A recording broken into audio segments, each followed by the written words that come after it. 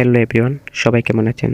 আশা করি সবাই খুব ভালো আছেন। তো স্ক্রিনে যে HDR ব্ল্যাক এফেক্ট ভিডিওটি দেখছেন, তো ক্যাপকাট দিয়ে এই ভিডিওটি কীভাবে তৈরি করবেন আজকের এই ভিডিওতে দেখিয়ে দেব। তো স্কিপ না করে পুরো ভিডিওটি দেখতে থাকুন।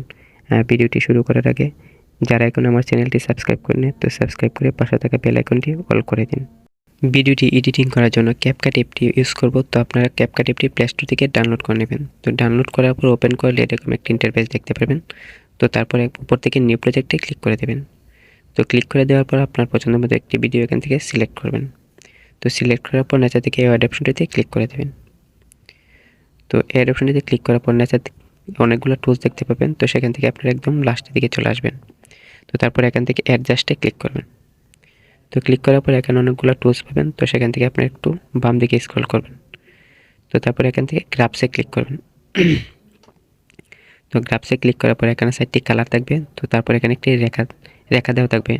তো এখান থেকে এই যে অপশনটি এটি উপরের দিকে তুলে দেবেন, আর যে এই যে ডান দিকের যে অপশনটি সেটি একদম নিচে নামিয়ে দেবেন। তো তারপর রেড কালারটিতে ক্লিক করবেন। তো ক্লিক করার পর সেমভাবে উপরে আর নিচের দিকে নামিয়ে দেবেন। তো তারপর বাকি দুইটি কালার এই সেমভাবে কাজ করবেন।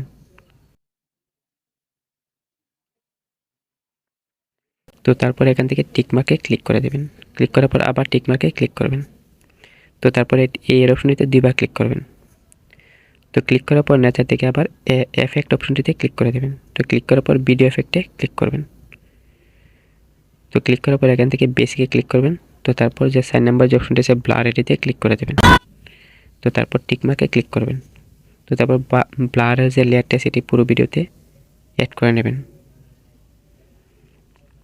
তো তারপর ভিডিওটি এখান থেকে সেভ করে নেবেন। তো সেভ করার জন্য উপর থেকে এই অপশনটিতে ক্লিক করবেন। তো ক্লিক করলে এটি ভিডিওটি অটোমেটিকলি সেভ হয়ে যাবে। তো তার জন্য একটু ওয়েট করবেন। তো ভিডিওটি সেভ হয়ে যাওয়ার পর উপর থেকে ডান অপশনটিতে ক্লিক করে দেবেন। তো ক্লিক করার পর আবার নিউ প্রজেক্টে ক্লিক করবেন। তো ক্লিক করার পর অরিজিনাল যে প্রথমতে ভিডিওটি সিলেক্ট করেছিলেন, তো সেই ভিডিওটি আবার সিলেক্ট করবেন। তো তারপরে অ্যাড অপশনটিতে ক্লিক করে দেবেন। তো ক্লিক করার পর নেচার টুলসগুলো দিয়ে ওভারলিতে ক্লিক করবেন। তো ক্লিক করার পর অ্যাড ওভারলিতে ক্লিক করে দেবেন। তো তারপর এক্সপোর্ট করা ভিডিওটি সিলেক্ট করবেন।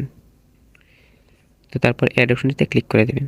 তো তারপর এটি একটু জুম করে ফুল স্ক্রিন করে নেবেন। তো তারপর নেচার টুলসগুলো থেকে দেখেন স্প্লাইস নামে একটি অপশন আছে, এটিতে ক্লিক করবেন। তো ক্লিক করার পর বাম দিকে স্ক্রল করবেন। তো তারপর দেখেন এখানে বার নামে একটা অপশন আছে, এটিতে ক্লিক করবেন। তো ক্লিক করার পর এখান থেকে এটির অপাসিটি একটু কমিয়ে নেবেন। তো সেখান থেকে আপনারা 75 করে দেবেন। তো তারপর টিক মার্কে ক্লিক করে দেবেন। তো তারপর এর অপশনটিতে দুইবার ক্লিক করবেন। তো তারপর নেচার টুলসগুলোর থেকে এফেক্টে ক্লিক করবেন। তো ক্লিক করার পর ভিডিও এফেক্টে ক্লিক করে দেবেন। তো তারপর আবার বেসিকে ক্লিক করবেন। তো ক্লিক করার পর 2 নাম্বার যে অপশনটি আছে হেলো ব্লার, এটিতে ক্লিক করবেন। তো তারপর টিক মার্কে ক্লিক করে দেবেন। তো তারপর হেলো ব্লারের যে লেয়ারটা সেটির ডিউরেশন একটু কমিয়ে নেবেন। তো তার জন্য সাদা যে আইকনটা সেটিতে ধরে একটু ডার্ক করে কমিয়ে নেবেন। তো এবার ভিডিওটি এডিটিং করা শেষে আবার ভিডিওটি প্লে করে দেখিয়ে দিই যে কেমন হয়েছে।